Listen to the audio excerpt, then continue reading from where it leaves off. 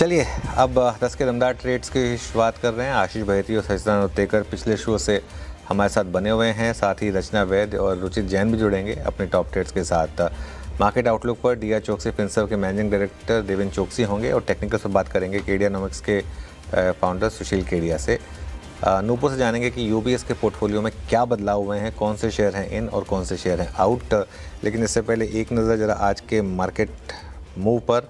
Nifty अब करीब 37 point नीचे 23,875 के आसपास ट्रेड कर रहा है। बैंक निफ्टी भी करीब 215 पॉइंट नीचे इस समय आपको ट्रेड करता हुआ दिखाई देगा 54,877 पर। लेकिन क्लियरली अगर आज का एक आउट परफॉर्मर आप देखेंगे तो वो है mid cap index. Mid cap index शानदार मूव्स दिखा रहा है इस समय। इंडिविजुअल स्टॉक्स में सीजी पावर 4% ऊपर, नाल्को 4% ऊपर, स्विगी 4%, हिंडाल्को 4%, ये कुछ स्टॉक्स हैं जो अच्छा कर रहे हैं। APL Apollo, siemens, tube investment, Adani energy, ABB India, ये कुछ और स्टॉक्स जहाँ पर अच्छे मूव्स हैं। लेकिन ओएनजीसी, कोल इंडिया, एचडीएफसी बैंक, एलआईसी, ये कुछ स्टॉक्स हैं जहाँ पर आज थोड़ा सा प्रेशर दिखाई दे रहा है। वीरू जी हाँ, ये थी बता कि अब तक की छोटी सी समरी कैसा काम काज रहा अब तक। We are trading at day low almost on Nifty Bank. अभी काम करते हैं, ट्रेड्स पिक करते हैं। आशीष बहेती जी, सचिन जी पिछले कार्यक्रम से इस कार्यक्रम में ही, और रुचित जैन जी और रचना वैद्य जी इसके फ्रेश पर्सपेक्टिव लेके, ताज़ा तरीन नजरिए लेके जुड़े हैं। आप सभी को नमस्कार। रचना जी, आपके दो ट्रेड्स क्या रहेंगे इस वक्त के? Good morning. और मेरी तरफ से दो ट्रेड्स में एक रहेगा जेएसडब्ल्यू स्टील। मेटल्स में थोड़ी मूवमेंट मुझे लग रही है, तो JSW steel can show good move. जून के फ्यूचर्स 1317 पे है, हम इसमें ऐसा लगा सकते हैं 1309 पे, और अपसाइड पे हमारा टारगेट रह सकता है इसमें 1325 से 1330 तक का। और इसके अलावा सेकंड काउंटर जो मैं बात करना चाहूंगी दैट वुड बी एबीबी, जहाँ पे अगेन एक अपस्विंग अच्छा सा चल रहा है, जिसमें थोड़ी और फर्दर लेग्स दिख रही है। 7050 तक ये जाता हुआ दिखाई दे रहा है मुझे फ्यूचर्स पे, तो इसको बाय करें with a stop loss of around 6880 and upside पे टारगेट लगाए 7050 का। स्टॉक मोमेंटम में है और अभी रेजिस्टेंस दूर है। ओके, एबीबी है आज कैपिटल गुड्स का देखें आज की थीम ऑफ द डे है सो फार। शानदार मूव यहाँ पे। Ruchit, good morning. आपके दो ट्रेड्स इस वक्त के? Very good morning Vijendra ji, very good morning to everyone.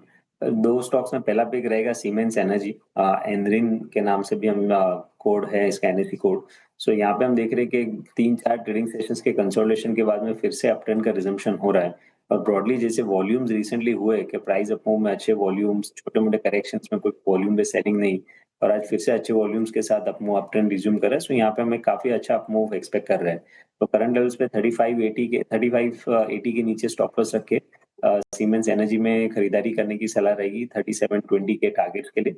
और मैं दूसरी पिक रहेगी रेलवे स्टॉक्स में से तीतागढ़ रेल में खरीदारी की सलाह, कि जहाँ पे हमने इस हफ्ते में काफी स्ट्रॉन्ग प्राइस वॉल्यूम एक्शन देखा है 2 दिन पहले। प्राइस अप मूव में अच्छे वॉल्यूम से स्टॉक ने अपने 200 दिन के ईएमए को भी सरपास किया है, वो भी क्लोजिंग बेसिस पे सस्टेन हुआ है उसके ऊपर। सो एक gradual up move Titagarh rail में एक्सपेक्ट कर रहे हैं। सो करंट लेवल से 810 के नीचे स्टॉप लॉस रख के थोड़ा शॉर्ट टर्म के पर्सपेक्टिव से यहाँ पे खरीदारी कर रहे हैं, और 900 तक के टारगेट स्टॉक में आ सकते हैं। ओके, तीतागढ़ रेल सिस्टम्स 838 पे आपका बाय कॉल। अब चलते हैं बाकी दो ट्रेड्स पिक कर लेते हैं। आशीष बहेती जी, आप क्या पिक करेंगे? जी विनीत जी, पहला जो पिक रहेगा वो है वेदांता पे खरीदारी की सलाह रहेगी। यहाँ पे तो स्ट्रॉन्ग बना हुआ है, कल भी हमारे ट्रेड में था और आज फॉलो थ्रू बाइंग इसमें वापस कंटिन्यूसली देखने मिल रही है। 348 का स्टॉप लॉस लगाकर खरीदारी की सलाह रहेगी 362 और 368 तक के टारगेट्स के लिए। दूसरा जो स्टॉक में अच्छा लग रहा है अडानी ग्रीन्स का, यहाँ पे भी मोमेंटम स्ट्रॉन्ग बना हुआ है और इस मोमेंटम को चेज करने की सलाह है। 1460 का स्टॉप लॉस लगाना है, 1520 और 1550 तक के टारगेट्स इसमें देखे जा सकते हैं। ओके, चलिए आप सचिन के दो ट्रेड से पिक करते हैं। सचिन, आप क्या पिक कर रहे हैं? वीरू जी, यहाँ पर टाटा पावर में अच्छी फॉलो थ्रू एक्शन है। इनफैक्ट अपने 50 डे एक्सपोनेंशियल के एवरेज के ऊपर की ही मूव इसने स्टेबल रखी है। एक अच्छा सपोर्ट बेस 420 के आसपास एस्टैब्लिश हुआ है, एंड फिलहाल जिस तरीके से अपने प्रीवियस डे स्विंग हाई को निकाला है, मुझे लग रहा है यहाँ से मोमेंटम और भी एग्रीवेट होगा ऑन द पॉजिटिव साइड। तो यहाँ पर मोमेंटम चेज करने की सलाह होगी 423 के स्टॉप लॉस के साथ। 440 के लक्ष्य के लिए फ्रेश लॉन्ग पोजीशंस ऐड करने हैं टाटा पावर के फ्यूचर में। जो सेकंड स्टॉक मेरे रेडार पे है एंड अपने क्लाइंट्स को भी हमने रिकमेंडेशन दी है, जहां पर मुझे लग रहा है एक अच्छा टर्न अराउंड हो सकता है इस पर्टिकुलर सीरीज में, वो स्टॉक है हीरो मोटोकॉर्प। एक अच्छा बेस 5000 लेवल के आसपास इसने एस्टैब्लिश किया है। इसके आरएसआई में ऑलरेडी एक ब्रेकआउट हो चुका है, मोमेंटम इंडिकेटर्स थोड़े से पॉजिटिव जोन में आ चुके हैं, प्लस इसका जो 5 एंड 20 एक्सपोनेंशियल एवरेजेस है उसका एक क्रॉसओवर नजर आ रहा है। तो जिस तरीके से डेटा है, हो सकता है कि 5180 तक की एक मूव अनफोल्ड हो जाए। तो यहाँ पर हीरो मोटोकॉर्प के फ्यूचर में फ्रेश खरीदारी करने की सलाह होगी। स्टॉप लॉस आपको यहाँ से लगभग अराउंड 5005 पे लगाना है ऑन क्लोजिंग बेसिस। हाँ, चलिए, हीरो मोटोकॉर्प करीब करीब 5,027 पे आपका एक बाय कॉल हो गया। ये ट्रेड्स पूरे हो गए। निफ्टी अभी जो इंट्राडे लो क्रिएट किया वो था करीब करीब 23,868, यानी अभी तक 50 डे की जो इम्पोर्टेंस है उसको होल्ड करता हुआ।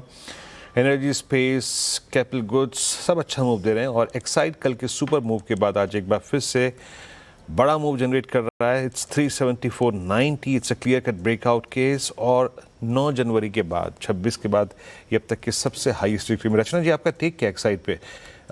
किस तरीके से ये अलाइंड लगता है आपको, इसकी प्लेसमेंट कैसी लग रही है, और अगला टारगेट क्या खुल रहा है इसके लिए? जी, एक्साइड काफी वेल प्लेस्ड है, और यहाँ जैसी 2 दिन से प्राइस एक्शन आई हुई है, this can continue for a day more, and 375 के करीब बैठे हुए हैं हम इसमें रेजिस्टेंस करीब करीब 385 टू 90 के बीच में देखते हैं। तो शॉर्ट टर्म प्लेयर्स के लिए यहाँ पे 8 to 10 रुपीज का फर्दर अपस्विंग अभी भी पॉसिबल है। ओके, चलिए अब आगे बढ़ते हैं, और हमारे साथ हाँ देवेन चौकसी मौजूद हैं, उनसे बात करेंगे। देवेन जी, गुड मॉर्निंग। मार्केट में पिछले कुछ दिनों में जिस तरीके की दिक्कत रही है उसे आप कैसे देख रहे हैं, और ख़ासतौर से निफ्टी और बैंक निफ्टी में क्या, लेकिन एक सेंस बन रही है कि अब मार्केट इस वॉर को इग्नोर करके आगे चलने के लिए तैयार है? Anuj, good morning. I don't know whether ignore कर रहा है market also, but at the same time looking at the possibility कि war related resolution faster आएंगे, तो शायद I think that is where the market is favorably considering the possibilities going forward. Few of them कि अगर war related situation के अंदर control आता है, तो सबसे पहले जो क्रूड ऑयल के दाम है, जिसने पूरा माहौल बनाया है, माहौल बिगाड़ा भी है, तो शायद उनके लिए आई थिंक एक बार एक्सपेक्टेशन ये है कि if crude oil prices starts coming down to $80-85 के बीच में, that will be the first sign of I think the stability returning into the economic fundamentals as well as market fundamentals. तो एक सबसे पहला पॉइंट यहाँ पे मार्केट कैलकुलेट करके चल रहा है। Because of the crude oil prices likely to come down, I think the currency impact जो आज की तारीख में काफी हद तक नेगेटिव रही है, उसका भी एक शायद थोड़ा बहुत रिकंसिलिएशन आ सकता है। मे बी आई थिंक रूपी strengthening further from current levels, I think is a distinct possibility. And because of that, I think the threat of inflation and threat of higher interest rate, I think also gets subside. तो market ये possibility को calculate करके चल रहा है, और मैं तो समझता हूँ कि शायद पूरे का पूरा उसका बेनिफिट ना भी देखने मिले, even if I think the war related situation comes to conclusion. फिर भी overall I think the possibilities are likely to emerge in second quarter onwards, assuming के पहले क्वार्टर और सेकंड क्वार्टर में कॉर्पोरेट की वर्किंग के अंदर थोड़ा बहुत नेगेटिव इंपैक्ट आ सकता है because of whatever the situation in which the companies are passing through. But overall market is counting on future possibilities. Fortunately resilient है इकोनॉमी के अंदर, काफी हद तक कंजम्पशन के हिसाब से देखे तो कंजम्पशन के हिसाब से, कॉर्पोरेट के वर्किंग भी देखे तो काफी हद तक आई थिंक स्टेडी दिख रहे हैं। सो ओवरऑल मूव थोड़ा बहुत सर्कमस्पेक्ट जरूर है, but at the same time positivity की तरफ ज्यादा इंक्लिनेशन है। चलिए, तो एक बात हो गई इस वॉर की, इसकी ये प्राइस में कितनी फैक्टर इन है, उसका पेन हम कितना झेल चुके हैं। देवेन जी, अब आते हैं एक बहुत ही स्ट्रॉन्ग थीम में। Look at Hitachi, look at ABB, look at Siemens, ये कैपिटल गुड्स की पूरी थीम और ये पूरी बास्केट बहुत ही स्ट्रॉन्ग है sir. I mean look at Siemens energies, ये देखिए आप इसको। आपका प्रेफर्ड क्या है, अगर आप थोड़ा सा स्टॉक स्पेसिफिक होके थोड़ा सा अगर आप बात कर पाए, आपका इस थीम पे टेक क्या है? So I think you have touched upon a very proper subject actually. The power and power utility segment is the next flavor, I think, which is for next 5 years we are likely to see. एक तरफ नए data centres आ रहे हैं, दूसरी तरफ renewable energy segment के अंदर portfolio बढ़ते जा रहा है. Today renewable energy is basically 40% of the total power generation capacity in the country, which is expected to become 60% of the total power generation capacity by 2030. So in 2030, when total capacity in the country would be 865 gigawatts, उसका 60% would be renewable segment. Now, having said renewable segment, I think the requirement next would be to evacuate the power, transmit the power, distribute the power to the last mile. ये सब चीज के अंदर I think the activity will increase further, and that is where likes of Hitachi Energy, Siemens Energy, ABB Siemens or GE T&D kind of companies, they play a significantly larger role as far as I think delivering of these particular projects, and I think within the projects the capital goods which are required for the purpose of functioning of this activity, I think they will be the right kind of players to deliver them. So उनकी order book validate करती है कि I think they are likely to see next 3 to 5 years of a sustained growth in the vicinity of around 20-25% per annum. तो ये positive direction हमें मिल रहा है. Along with that, we find the little more positive direction also in the area of power finance, and that is where probably I think the stronger NBFCs like RAC, PFC, they register a claim for higher amount of investment in coming period because of dedicated nature of lending activity that they carry out. So we are extremely bullish about the prospects going forward for power and power utility and some of the names which we are talking about. Okay अच्छा देवेंद्र जी, IT में अब आपका क्या नज़रिया बन रहा है? क्योंकि अगेन एक थोड़ा सा मामला यहाँ पर है कि लार्ज कैप आईटी में जिस तरीके के एआई चैलेंजेस हैं, इसमें कंपनी सर्वाइव करेंगी या नहीं? क्योंकि वैल्यूएशन काफ़ी माउथ वाटरिंग लगेंगी, लेकिन रिस्क अर्निंग्स का है इस समय. यहाँ क्या व्यू रहेगा? So Anuj, I think most of the IT companies, Indian IT companies, are the beneficiary of AI-led demand in the global markets. In fact, I think AI is becoming a blessing in disguise for them for generating higher amount of business. On one side, the customer is asking for the newer production platform which are fully AI driven.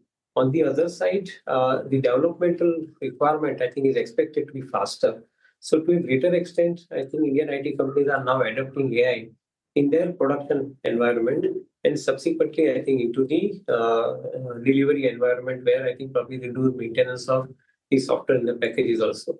So जो earlier एक थोड़ा threat ऐसा लगा था सबको कि शायद AI के आने के साथ में IT कंपनीज को काम ज्यादा नहीं रहेगा, मेरा ऐसा मानना है कि AI would be enabler for some of the larger projects. So maybe Indian IT companies are looking very really strong. तो फ्रंटलाइन आईटी कंपनी की बात करें तो डाउनसाइड रिस्क उसके अंदर डेफिनेटली कम है. बैलेंस शीट के अंदर कैश है and business model is changing, revenue model is changing from time and effort basis to outcome base. I think revenue model is now emerging. In fact mid tier IT companies के अंदर already this model has already started emerging, like some Tata Technology, Tata Elxsi, KPIT, these kind of companies who are basically supplying to the OEMs. They are the ones I think who are charging them on the outcome and not on time and effort basis because they are engineering and R&D along with plus I think IT solution in an embedded manner. So obviously I think we see a very different character emerging for some of the good quality stocks and we remain selectively bullish about the prospects going forward. ये आपने जब बात की prospect की, I mean आपकी दूरदर्शिता जो है वो मेटल्स को लेकर क्या है? मैं आपसे बात कर रहा हूँ देवेंद्र जी, इस वक्त 13,733 यानी करीब 13,733 Nifty metal is at all time high. कोई भी मतलब आप कह सकते हैं ना कि एक बड़ा डिप नहीं है मेटल्स में. मेरे ख्याल से आज नहीं है, आप 2020 से लेकर 2026 देखिए, सबसे बड़ी रिटर्न्स जनरेट करने वाला यही वो स्पेस है जिसे कहते हैं आप cyclical but still strong at higher levels. Metals पे आपका टेक इस वक्त? तो वीरेंद्र, जैसे पास भी शायद हम लोग काफी टाइम बात कर चुके हैं चीज के ऊपर कि we see a structural boom for the metals and both ferrous as well as non-ferrous metals. Reason would be very simple. The white metals, particularly the aluminum, zinc, silver, copper, I think they are largely going to be the demand drivers because of the data center related activity which is coming up, or even for that matter semiconductor activity which is coming up, or renewable power segment के अंदर जो solar panels आ रहे हैं, जो उनके हिसाब से जो माध्यम से नए प्रोजेक्ट आ रहे हैं. So we feel that I think these white metals are going to have a fantastically good time going forward. At the same time, I think the ferrous metal के अंदर we believe that I think demand is structurally growing. On one side, emerging economies like India is on expansion spree, both in infrastructure as well as industry. And the global economies जहाँ पे war के साथ में जो destruction हुआ है, वहाँ पे reconstruction की activity शुरुआत हो चुकी है. So that is going to be driving the demand for ferrous metal. So we believe that overall metal scenario structurally remains very bullish. Maybe crude oil के दाम कम होते हैं, साथ में metal के दाम थोड़े कम होते हैं, ऊपर नीचे बदलाव आते जाते रहेगा. But overall demand scenario and the business scenario remains extremely strong. One other important point is that most of the metal commodity companies are backward integrating their power requirement into renewable source. And that is where probably the variable component of cost is coming down and the profitability is increasing. Okay. So that is another reason to remain strong on the metals commodity. चलिए देवेंद्र जी, बहुत बहुत शुक्रिया आज हमारे साथ जुड़ने के लिए और अपना व्यू रखने के लिए. आगे बढ़ते हैं. हमारे साथ केडियानॉमिक्स के फाउंडर सुशील केडिया जुड़े हैं.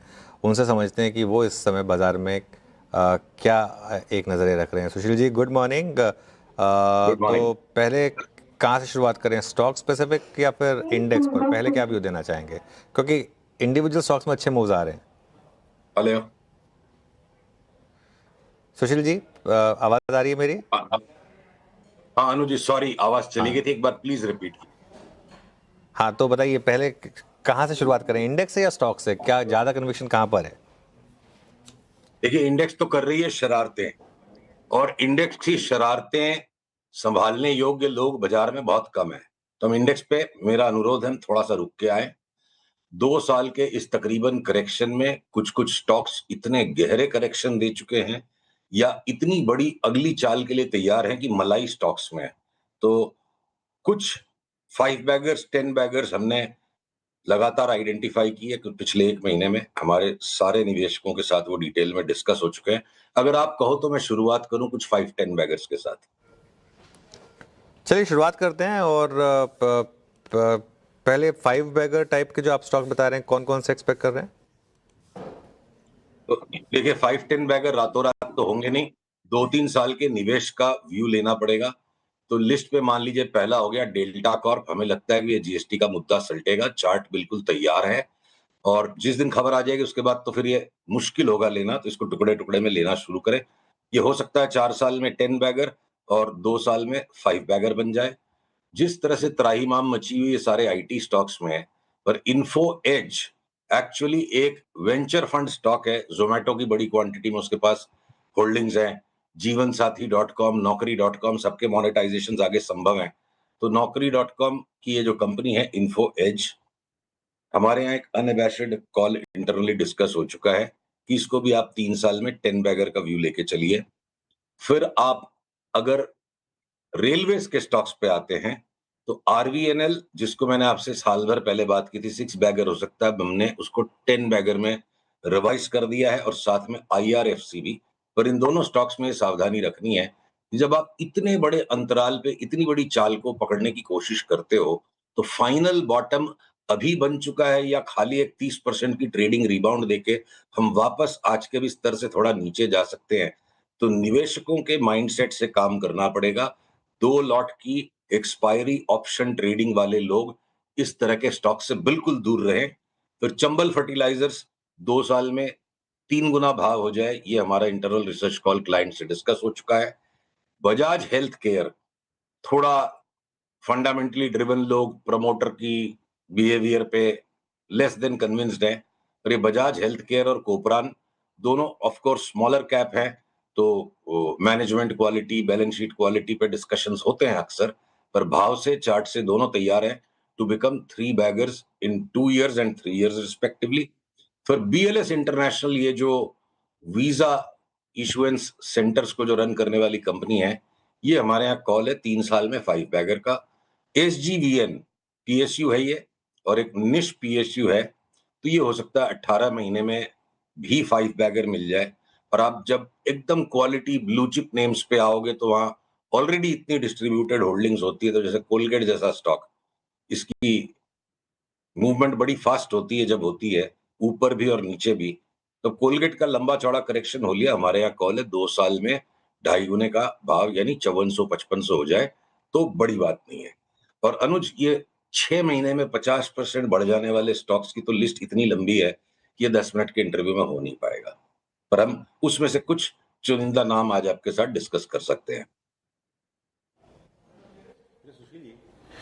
ये अदानी ग्रुप के स्टॉक्स को देखिए मैन, टॉप टू बॉटम है ना, सब में बड़ा मूव है।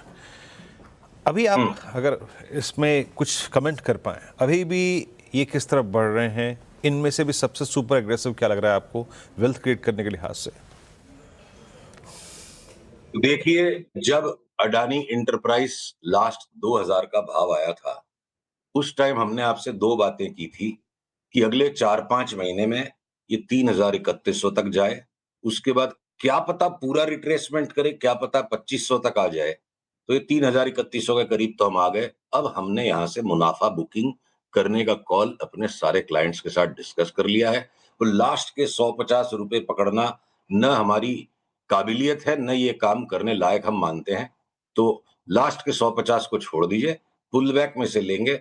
और हमने आपसे जनवरी में ये भी डिस्कस किया था कि 3-4 साल के अंतराल में अडानी एंटरप्राइजेस कंपनी इतनी ट्रांसफॉर्म हो जाएगी, इतनी बड़ी साइज होने के बावजूद भी जिस रैपिड पेस पे, चाहे वो डिफेंस का स्पेस हो, चाहे स्मार्ट मीटरिंग का बिजनेस हो, डोमिनेट कर जाएगा स्मार्ट मीटर्स में ये, चाहे न्यूक्लियर पावर हो, ये कंपनी आप पहचान नहीं पाओगे 3 से 4 साल में। इसलिए यूजुअल वैल्यूएशन मैट्रिसेस पे फंसने वाले लोग इसे ले नहीं पाएंगे। पर 3 से 3.5 साल में 10,000 का भाव असंभव नहीं लगता है, और इस तरह की भविष्यवाणी भी नहीं करनी चाहिए, भाव के साथ चलते जाना चाहिए। तो ये लॉन्गर टर्म कॉल हो गया। अडानी पोर्ट्स एक सब्सटैंशियल मूव दे चुका है, यहाँ से करेक्शन, और ये जितने भी अडानी के पावर के और ये रिलेटेड स्टॉक्स हैं, सारे हमने जनवरी में आपके साथ भी ओपनली डिस्कस किए थे, हमारे क्लाइंट्स को भी दिलाए थे। इंटरनली हमारे यहाँ ये है कि इनमें 100 शेयर हम लेंगे नहीं।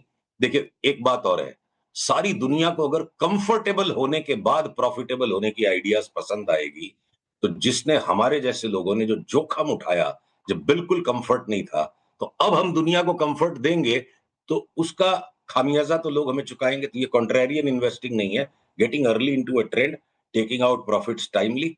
लोगों का जब स्टॉप लॉस लगेगा, हम दोबारा लेंगे इनको।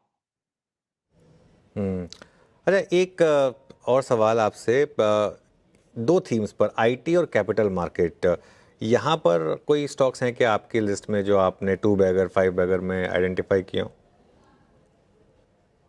देखिए, आईटी जो एक्सट्रीम स्टेट ऑफ डिस्कंफर्ट में, एक्सट्रीम पेसिमिज्म में, तो यहां से एक्सेप्शनल रिटर्न्स बनना संभव है, पर उनके लिए आप आंख बंद करके बड़ी क्वांटिटी में काम नहीं कर सकते, सौदा टुकड़े टुकड़े में बैठेगा।